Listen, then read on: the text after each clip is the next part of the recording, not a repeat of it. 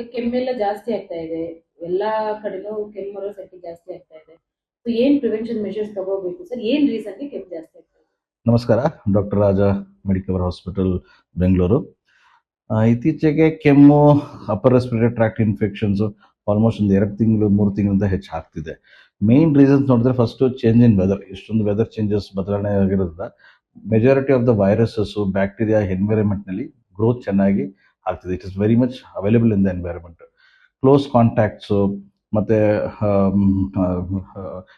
ಕೆಮ್ಮಿರೋರಿಗೆ, infection ಇರೋರಿಗೆ ಹತ್ರ ನಾವು ಹೋಗಿ ಅವ್ರ ಜೊತೆ ಮಾತಾಡುವಾಗ ಅಲ್ಲಿಂದ ಟ್ರಾನ್ಸ್ಮಿಷನ್ ಆಗೋದು ಹೆಚ್ಚು ಕಾರಣ.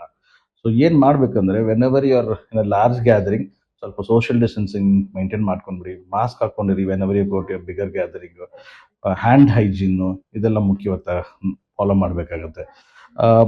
ಕೆಲವರಿಗೆ ಡಯಾಬಿಟೀಸು, ಬ್ಲಡ್ ಪ್ರೆಷರು, ಇಂಥ ಕ್ರಾನಿಕ್ ಮೆಡಿಸಿನ್ಸ್ ತಗೊಳ್ಳೋರಿಗೆ, ಕ್ರಾನಿಕ್ ಡಿಸೀಸ್ ಇರೋರಿಗೆ ಅವ್ರ ಇಮ್ಯುನಿಟಿ ಸ್ವಲ್ಪ ಕಡಿಮೆ ಇರುತ್ತೆ.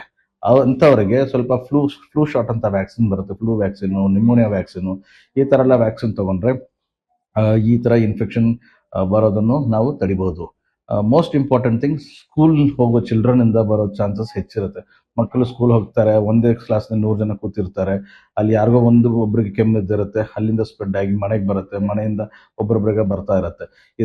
ಇದು ಕರ್ಟೈಲ್ ಮಾಡಬೇಕಂದ್ರೆ ವಿಂಡೋ ಟ್ರೀಟ್ಮೆಂಟ್. ನಿಮ್ಮ ಮನೇಲಿ ಯಾರಿಗಾದ್ರು ಒಬ್ರಿಗೆ ಬಂದ್ರೆ ಎಲ್ಲರಿಗೂ ಬರೋ ಚಾನ್ಸಸ್ ಹೆಚ್ಚಿರುತ್ತೆ. ಎಲ್ಲರೂ ಡಾಕ್ಟರ್ ಹತ್ರ ನೋಡಿ ಅದು ಇನ್ಫೆಕ್ಷನ್ ಬ್ಯಾಕ್ಟೀರಿಯಲ್ ವೈರಲ್ ನೋಡಿಬಿಟ್ಟು ಅದನ್ನ ಪ್ರಕಾರ ಮಾತ್ರೆ ತಗೊಂಡು ಕರೆಂಟ್ ಇನ್ಫೆಕ್ಷನ್ ಅನ್ನು ಕ್ಲಿಯರ್ ಮಾಡಿ ತಿರ್ಗಾ ಬರಬಾರ್ದು ಅಂತಕ್ಕೆ ಏನೇನು ಪ್ರಿಕಾಷನ್ಸ್ ತಗೋಬೇಕು ಅದೆಲ್ಲ ತಗೊಂಡ್ರೆ ನಿಮ್ಗೆ ಈ ತರ ಬರೋ ಚಾನ್ಸಸ್ ಕಡಿಮೆ ಆಗುತ್ತೆ. ನಿಮ್ಮೂರಿನಿಂದ ವಿಶ್ವ ಮಟ್ಟದವರೆಗೆ ರಾಜಕೀಯ, ಸಿನಿಮಾ, ಸ್ಪೋರ್ಟ್ಸ್ ಯಾವ ಸುದ್ದಿಯೂ ಮಿಸ್ ಆಗಲ್ಲ.